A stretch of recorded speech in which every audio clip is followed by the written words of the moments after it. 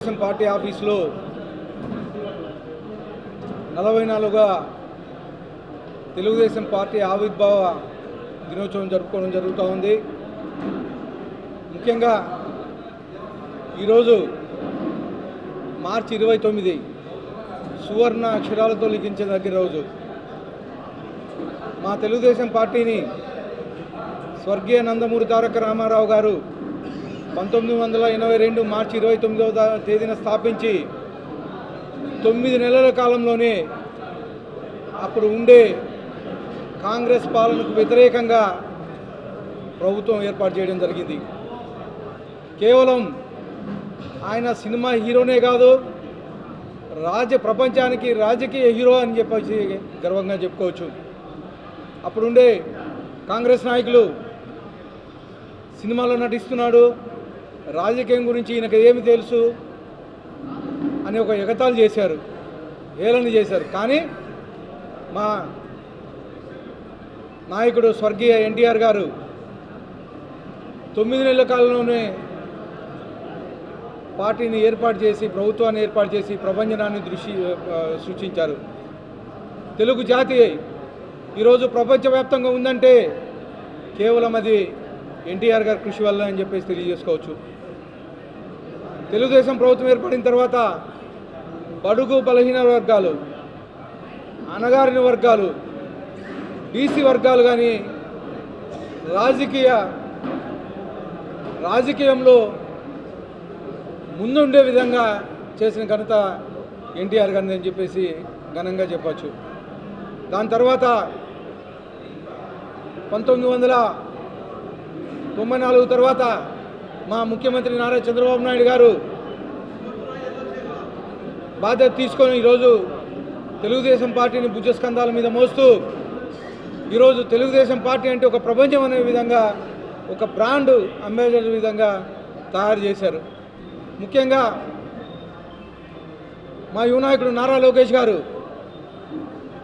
కార్యకర్తల సంక్షేమం కోసం దాదాపు 1 కోటి సభ్యత్వాలకు పైగా చేపించి ఈరోజు కార్యకర్తలు చూసుకునే విధంగా కేవలం 100 రూపాయలు సభ్యత్వం తీసుకొని 5 లక్షల రూపాయలు ఇన్సూరెన్స్ ఇప్పించిన ఘనత మా యువ నాయకుడు నారా లోకేష్ గారు అని చెప్పేసి తెలియజేస్తా ఉన్నాను.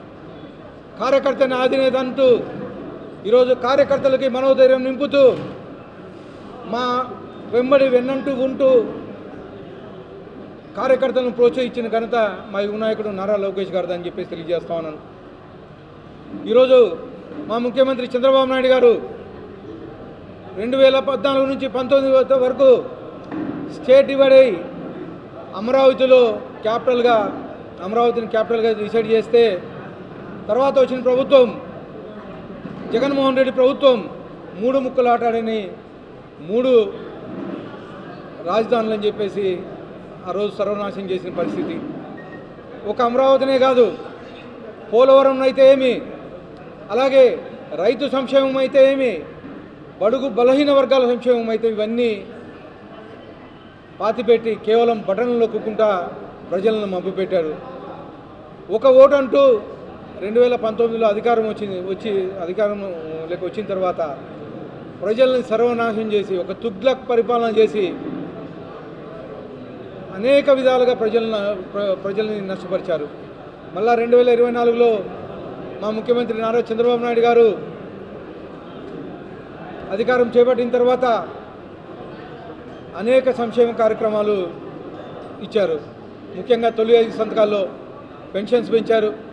3,000 రూపాయల నుంచి 4,000 రూపాయలు, వికలాంగులకు 6,000 రూపాయలు, హాస్పిటల్లో ఉండే వాళ్ళకి, మెడికల్లో ఉండే వాళ్ళకి 10,000 రూపాయలు, పూర్తి బెడెడ్గా ఉండే వాళ్ళకి 15,000 రూపాయలు చేసిన ఘనత మన ముఖ్యమంత్రి నారా చంద్రబాబు నాయుడు గారు అని చెప్పేసి తెలియజేస్తా ఉన్నాను. దేశంలో ఏ రాష్ట్రంలో లేని విధంగా ఈరోజు ఒక ఆంధ్రప్రదేశ్లోనే ఏ పెన్షన్ పథకం ఇస్తున్నారని చెప్పేసి తెలియజేస్తాను.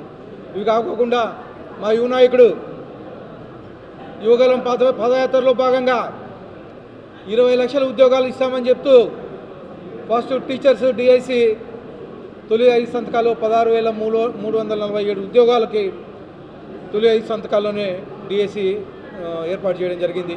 కేవలం సంవత్సరంన్నర కాలంలోనే 16,347 ఉద్యోగాలు ఫిలప్ చేసిన ఘనత మా యువ నాయకుడు నారా లోకేష్ గారిదని చెప్పేసి తెలియజేస్తాను. ఇవే కాకుండా ల్యాండ్ టైటిల్ యాక్ట్ గతంలో పిచ్చితుక్కులకు మాదిరి ల్యాండ్ టైటిల్ యాక్ట్ పెట్టారు. అలాగే అన్న క్యాంటీన్లు మూసేశారు.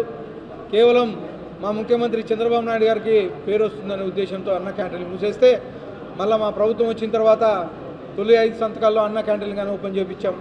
దాదాపు 204 అన్న క్యాంటీన్లు ఓపెన్ చేయించి ఈరోజు బడుగు బలహీన వర్గాలకి, పేదలకి, స్టూడెంట్స్కి కేవలం టిఫిన్ అయితే ఏమి, మధ్యాహ్నం భోజనం అయితే ఏమి, రాత్రి భోజనం అయితే ఏమి కేవలం 5 రూపాయలతోనే పెట్టే ఏర్పాటు చేయించాం.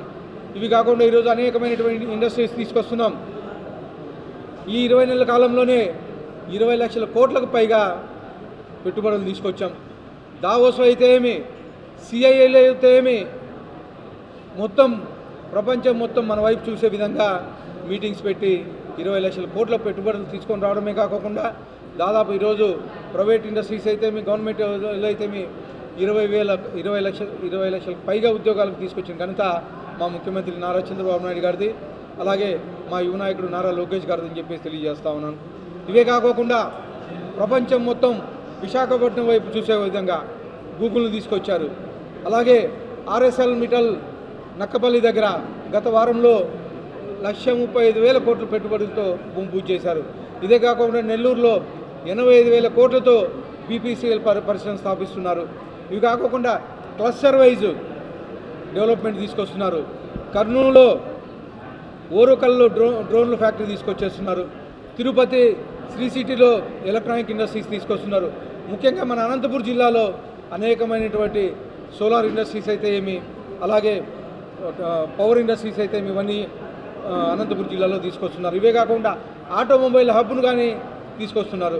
గత 2014-19లో కియా పరిశ్రమను తీసుకొచ్చి అనంతపురం జిల్లా వాసులకి దాదాపు 50,000 ఉద్యోగాలు ఇచ్చిన ఘనత ముఖ్యమంత్రి నారా చంద్రబాబు నాయుడు అని చెప్పేసి తెలియజేస్తాను. ఇవి కాకుండా అనంతపురంకి హార్టికల్చర్ హబ్ తీసుకొస్తున్నారు. రాయలసీమకు ప్రత్యేక ప్యాకేజ్ కింద 30,000 కోట్ల బడ్జెట్, సపరేట్ బడ్జెట్ తీసుకొచ్చి ఈరోజు రాయలసీమని ప్రత్యేక హబ్గా తీసుకొచ్చి డెవలప్ చేయబోతున్నారు. ముఖ్యంగా అనంతపురం జిల్లా వెనుకబడిన జిల్లా.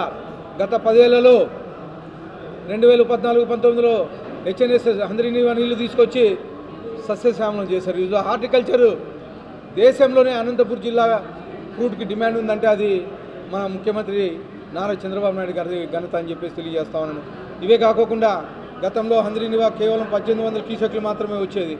కానీ ఈరోజు 3,500 కోట్ల రూపాయలు 100 రోజుల కాలంలోనే పోయిన సమ్మర్లో 3,800 క్యూసెక్లు నీటి వచ్చే విధంగా చేసి శ్రీశైలం నుంచి ఈ చివర కుప్పం లాస్ట్ చెరువు వరకు, మడకశిర కర్ణాటక బార్డర్ వరకు నీళ్ళు ఇచ్చిన ఘనత మా ముఖ్యమంత్రి నారా చంద్రబాబు నాయుడు గారి తెలియజేస్తూ మరొక్కసారి ఈరోజు 44వ తెలుగుదేశం పార్టీ ఆవిర్భావ దినోత్సవ శుభాకాంక్షలు తెలియజేస్తాను.